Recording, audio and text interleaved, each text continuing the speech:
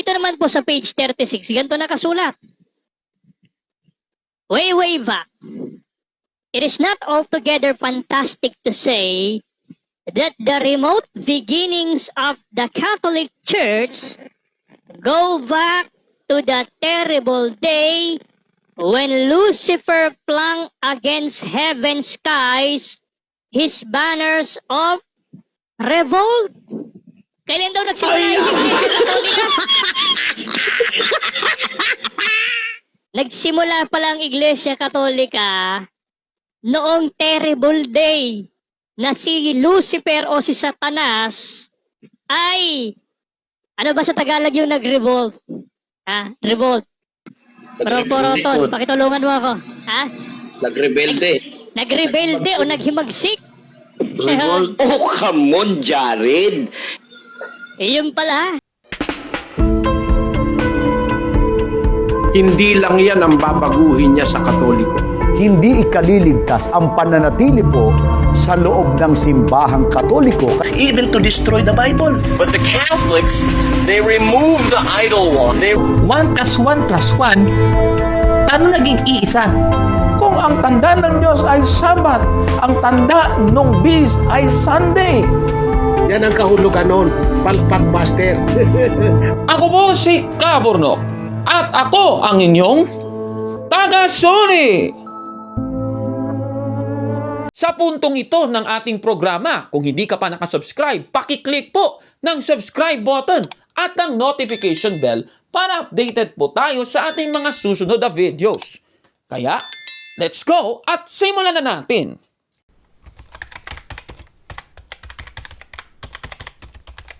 Magandang araw mga kabatid and welcome na naman po sa isang bagong episode ng Taga-Suri.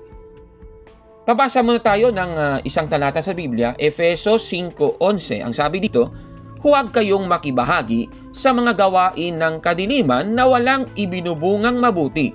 Sa halip ay ibunyag ninyo ang mga iyon. Yan po ang mandato natin sa Factbusters PH. Talagang ibubunyag natin ang mga kasinungalingan na ginagawa laban sa Iglesia Katolika. Sa ating episode ngayon, ating tatalakayin itong pahayag ng mga taga-The Revealers.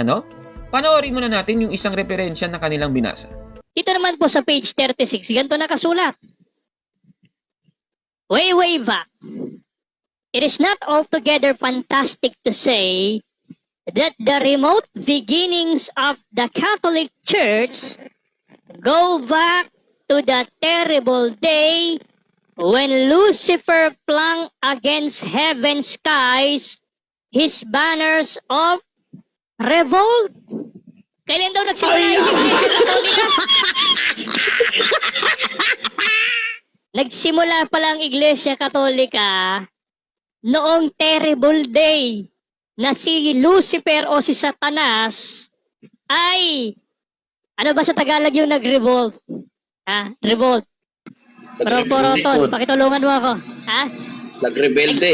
Nagrebelde o naghimagsik? Revolt. Oh, come on, Jared. Yun pala. Ayan, so binasa niya mga kababayan ang nakasulat sa isang aklat. Itong aklat na How Did the Catholic Church Start ni Daniel Lord S.J. sa page 36. Ito, babasahin natin sa Tagalog na lang para mas maliwanag. Ang sabi kasi dito, ito ay hindi lubos na kahangahangang sabihin na ang malayong simula ng simbahang Katoliko ay bumalik sa kakilakilabot na araw nang ihagis ni Lucifer sa kalangitan ng langit ang kanyang mga bandila ng pag-aalsa.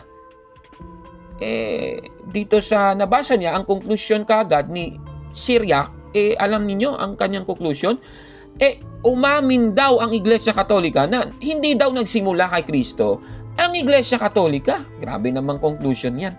Tanong, noong panahon na ito ba, natayo na ang Iglesia Katolika? Tatanungin din natin ang author ng aklat na ito, na kanyang keynote. Ito, babasahin naman natin. Dito po sa page 65, bakit ba ganun ang pahayag nung nasabing aklat?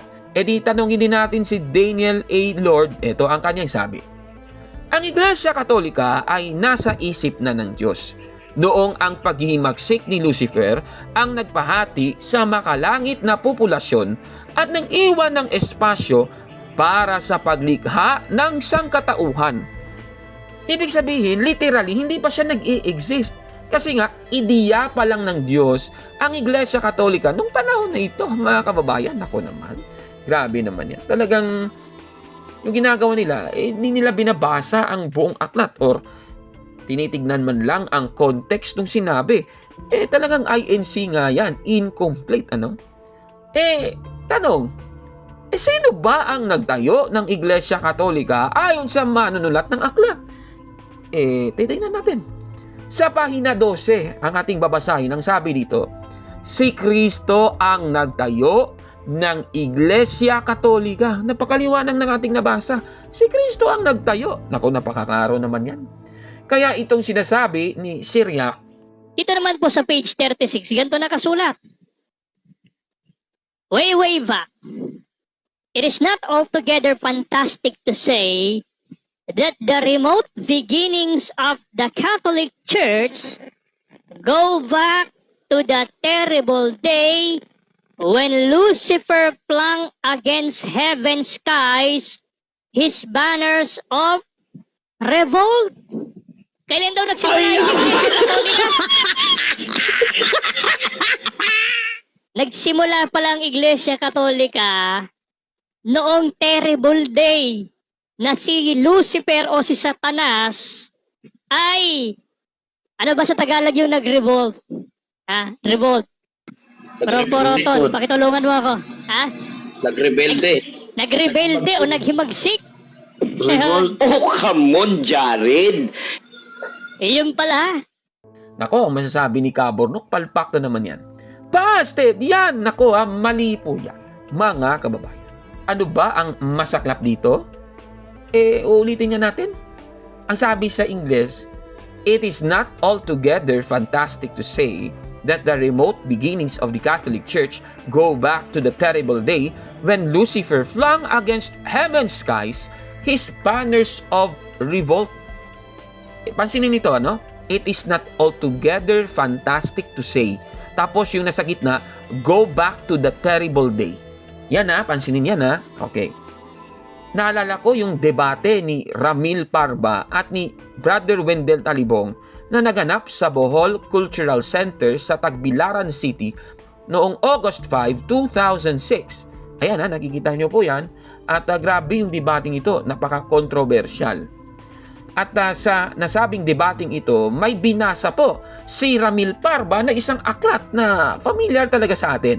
Eto panoorin natin. At para sa inyong libro, gusto na po, they altogether fantastic to say that the remote beginning of the Catholic Church go back to the horrible day when Lucifer, yung yawa, flung against heaven. Mati Master Mike. Ayan So, nakita ninyo yung kanyang binasa. Ayon po sa kanya, yung pagbasa niya, ayan, nung nagbabasa ng aklat yan, sabi pa, they altogether fantastic to say daw. Yan ang kanyang sinabi, di ba? Mukhang may magic na nangyari dito. Kasi sa totoo, ang nakasulat talaga, it is not altogether fantastic to say. Hindi nga pwedeng sabihin, hindi nga fantastic na sabihin. Yan ang sinasabi ng aklat, yung kanyang pinapalabas. Itong si Ramil Parba, they all together daw. Naku naman, kakaiba naman to. Tapos ang sabi pa, of the Catholic Church, go back to the horrible day. Horrible day daw yon. Sa aklat, terrible day. Naku naman, minamagic naman nila ito. At ang magpapatunay na talagang mali si Ramil Parba, ay mismong taga The Revealer. So, eto panoorin natin. It is not altogether fantastic to say that the remote beginnings of the Catholic Church go back to the terrible day when Lucifer flung against heaven's skies his banners of revolt. Talagang INC nga. Nako naman, inconsistent. Nako naman, double standard pa yan. At ang double standard, kaimpokrituhan po yan. Galit ang Diyos dyan. Kawikaan 20:23. At dahil sa kasinungalingang ito, ano ba ang sabi ng The Revealers? tungkol sa kasinungalingang ito. O ito, panoorin natin. Kung yung isang bagay na yan ay napatinindigan nating sinungaling, lahat ng sasabihin yan, puro kasinungalingan na. Kung yung isang bagay na yan ay napatinindigan nating sinungaling, lahat ng sasabihin yan, puro kasinungalingan na. Kung yung isang bagay na yan ay napatinindigan nating sinungaling, lahat ng sasabihin yan, puro kasinungalingan na. Nako, talagang kawawa talaga ang mga taga-The Revealers at ang ministro ni Manalo. Puro palpak, ano? Ang lumalabas, ang kapalpakan ni Ramil Parba, binuking ng mga taga-The Revealers. Nako naman, talagang kawawa. Maniniwala ba kayo sa dalawang ito? Nako naman, mukhang talagang palpak, ano? Puro mga sinungaling ang mga ministro ni Manalo, pati yung mga taga-The Revealers. Nako naman, kawawa naman sila. Nako, sasama ba kayo sa kanila? Nako, kung ako, wag na po kayong sumali sa iglesia nila. Kasi, INC nga, inconsistent. Nako naman, Ano pong masasabi ninyo sa ating episode ngayon? Comment down below, mga kapatid. At kung like mo ang video na ito, paki-smash ng like button at mag-subscribe sa ating YouTube channel. Taga-Suri! Kaya, wag maniwala sa sabi-sabi. Check mo na kung fact nga talaga. Hanggang sa susunod na episode. Ako po si Kaborlok at ako ang inyong Taga-Suri!